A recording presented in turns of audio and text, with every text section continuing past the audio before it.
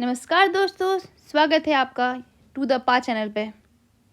मैं हूँ प्रीसा सिंह और मैं आज एक नए टॉपिक के साथ आई हूँ आपके सामने। जिस टॉपिक का नाम है अलंकार। बहुत सारे बच्चों का डाउट रहता है ये चैप्टर, तो देरी ना करते हुए चलिए शुरुआत करते हैं। अलंकार का मतलब क्या होता है? देखिए, अलंकार का मतलब ही होता है गहना, मतलब ज्वेलरी। ज्वेलरी हम क्यों पहनते हैं? सजने के लिए, सुंदर लगने के लिए। उसी तरह जब भाषा को शब्दों में हम सजाते हैं तो उसी को कहते हैं हम अलंकार। जो हम अलग अलग शब्दों का इस्तेमाल करके इसको सजाते हैं उसको बोलते हैं हम अलंकार। अलंकार की अगर हम बात करें तो अलंकार कितने तरह के होते हैं? अलंकार 2 तरह के होते हैं, शब्द अलंकार एंड अर्थ अलंकार। अगर मैं शब्द अलंकार की बात करूँ तो 3 तरह के अलंकार आते हैं, अनुप्रास, यमक और श्लेष अलंकार। ठीक है। अगर मैं अर्थ अलंकार की बात करूं, मतलब जब अर्थ अलंकार का अर्थ होता है अर्थ के जरिए अलंकार की पहचान करना, मतलब उसका मतलब निकाल के जब हम पहचानते हैं कि वो कौन सा अलंकार है, इसको बोलते हैं अर्थ अलंकार। ये 4 तरह का होता है, उपमा, रूपक, उत्प्रेक्षा और अतिशयोक्ति। अब चलिए हम एक एक करके इनको पढ़ते हैं। सबसे पहले है अनुप्रास अलंकार। अनुप्रास अलंकार उसे कहते हैं जिसमें एक ही वर्ण बार बार आता हो, उसे अनुप्रास अलंकार कहते हैं। जैसे यहाँ देखिए, कितनी करुणा कितने संदो, क क क 3 बार आया। इसमें एक ही वर्ण बार बार हो रहा है, तो जब एक ही वर्ण बार बार आए उसको बोलते हैं अनुप्रास अलंकार। इसके अलावा एक और है, जैसे आप लोगों ने सुना होगा, चंदू के चाचा ने चंदू की चाची को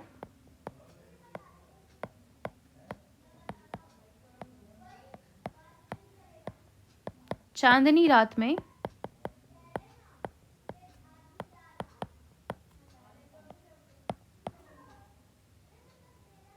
चांदनी रात में चम्मच से चटनी चटाई।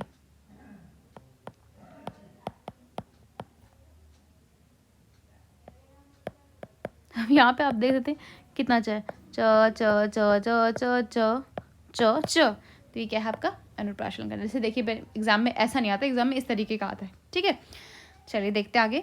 अगला है हमारा यमक अलंकार। जब किसी वाक्य में एक ही शब्द 2 बार आए और दोनों का उसका मतलब अलग अलग हो तो उसे कहते हैं हम यमक अलंकार। जैसे काली घटा का घमंड घटा, यहाँ पे काली घटा मतलब बादल, और यहाँ पे घमंड घटा मतलब कम होना। ठीक है, तो आप देख सकते हैं यहाँ पे घटा घटा शब्द दोनों आया है लेकिन दोनों का मतलब अलग अलग है, इसको कहते हैं यमक अलंकार। मैं एक और एग्जांपल आपके लिए लेती हूँ। इसका एक और एग्जांपल है, वह 3 बेर खाती है,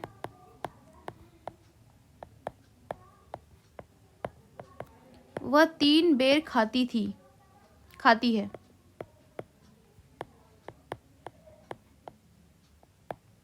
अब दीदी आपने तो दोनों शब्द बार बार रिपीट कर दिया। नहीं, देखिए यहाँ पे वह 3 बेर मतलब वह 3 बार खाती है, और यहाँ पे 3 बेर मतलब वो जो फ्रूट होता है ना, बेर, वो फल है।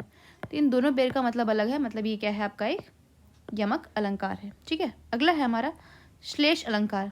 जब एक ही शब्द एक बार आए लेकिन उसके अर्थ अलग अलग निकल जाएं तो उसे हम श्लेष अलंकार कहते हैं। जहाँ गांठ तहाँ रस नहीं, यह जानत सब कोई। इस शब्द में अगर आप देखें तो 2 अर्थ निकल रहे हैं। इसका मतलब गन्ना जो होता है फ्रूट, यहाँ पे जहाँ पे गांठ होती है वहाँ पे रस नहीं निकलता, लेकिन यहीं पे अगर देखिए जब 2 लोगों की दोस्ती में गांठ आती है तब प्रेम का रस नहीं रह जाता। तो यहाँ पे ये जो शब्द है इसके दो मतलब मतलब ये जो लाइन इसके 2 मतलब निकल रहे हैं, तो इस तरह से ये कहलाएगा श्लेष अलंकार। ठीक है, अगला है हमारा उपमा अलंकार। उपमा का सरल अर्थ होता है तुलना। ठीक है, जब 2 वस्तु या व्यक्ति की तुलना उनके स्वभाव की वजह से की जाए तो उसे हम कहते हैं उपमा अलंकार। जैसे पीपर पात सरिस मन ढोला, इसमें राजा दशरथ का मन पीपर पात मतलब पीपल के पत्ते की तरह डोल रहा है। यहाँ पे दशरथ के मन को किससे कंपेयर किया गया है, किसकी तुलना की गई है? पीपल के पत्ते के साथ। तो ये क्या हो गया आपका उपमा अलंकार। ठीक है, चलिए आगे। अगला है आपका रूपक अलंकार। जब 2 व्यक्ति या वस्तु को एक समान बताया जाता है उसको हम कहते हैं रूपक अलंकार। मतलब जहाँ पे एक चीज़ को दूसरे का रूप दे दिया जाता है। जैसे मैया मैं तो चंद्र खिलौना ले हो, मतलब माँ मुझे तो चंद्र खिलौना चाहिए। यहाँ पे आप देखिए रूपक अलंकार करेंगे, क्योंकि यहाँ पे तो हम यहाँ पे देख सकते हैं, यहाँ पे खिलौने को किससे कंपेयर, किसका रूप दिया गया, चंद्रमा का। तो ये क्या हो गया, आपका एक रूपक अलंकार हो गया। ठीक है, नेक्स्ट है उत्प्रेक्षा अलंकार। जब किसी दो चीज़ों के बीच तुलना होती है ना, उस एक को उपमेय कहा जाता है, दूसरे को उपमान। जैसे पीपर पात थरिसमन डोला, तो इसमें जो मन है उसको हम उपमेय कहेंगे, और पीपर पात मतलब उपमान, उसकी तुलना हो रही उसे उपमेय कहते हैं। उपमेय किसकी तुलना हो रही, मन की। किससे हो रही तुलना, पीपल के पत्ते से, तो ये क्या हो जाएगा, उपमान। ठीक है, चलिए एक और समझाती हूँ एग्जाम्पल देखिए। पाहुन ज्यों आए हो गांव में शहर के, मेघ आए बड़े बंठन सवर के।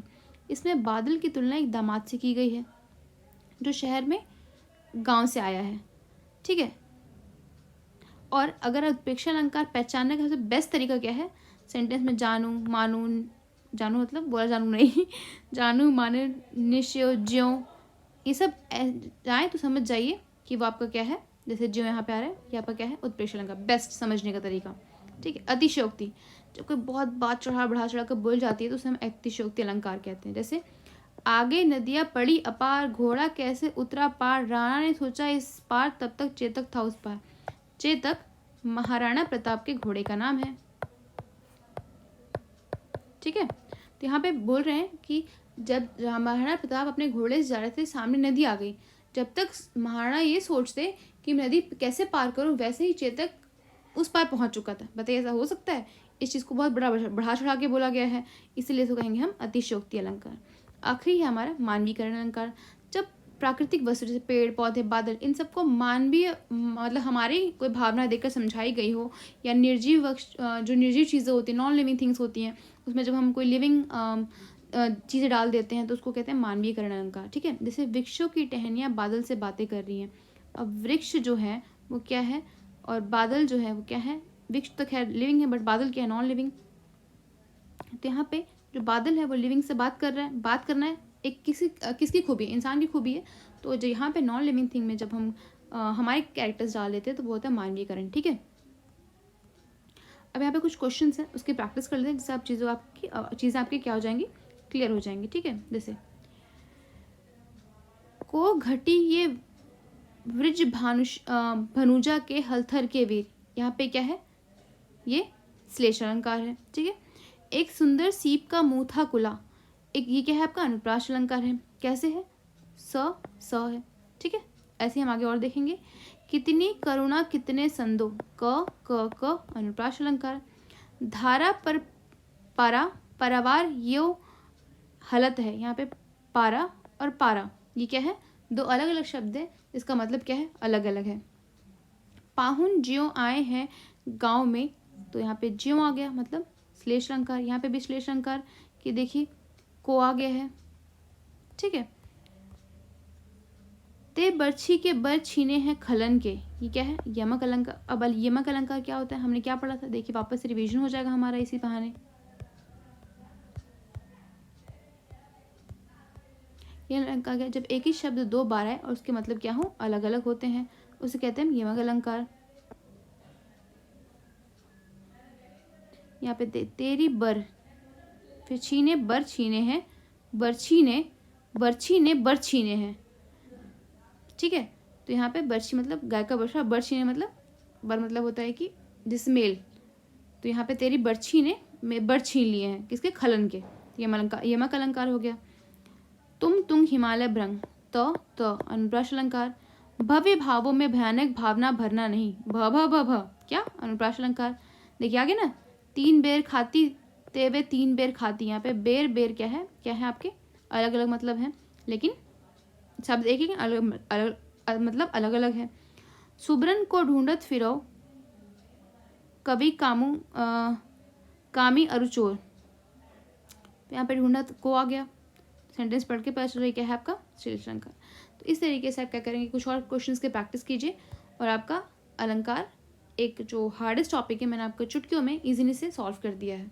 आशा करती हूँ कि आपको ये वीडियो अच्छी लगी होगी। अपने दोस्तों के साथ इसे शेयर सब्सक्राइब करें और ऐसी वीडियोस देखने के लिए मेरे चैनल को लाइक शेयर एंड सब्सक्राइब करें। Thank you very much.